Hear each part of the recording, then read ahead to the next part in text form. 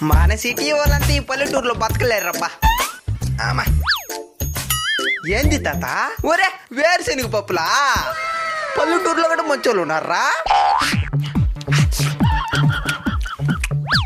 ఒరే ఇంకా ఉన్నది నీ దగ్గర?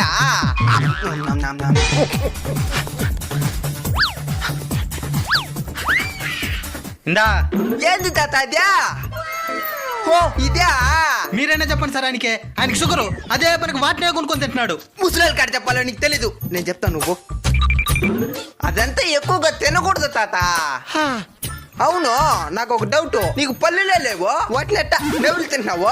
నవలన్నైనా సప్పరిచ్చేస్తా. సప్పరిచ్చేస్తావా? అయినా పప్పులు మిగిలిపోతుండా, వాటిని ఏం చేస్తావు? దానే కదా ఇంటి ముందు నువ్వు తినిందా. సప్పరిచ్చిన పప్పులు ఇచ్చేస్తావా?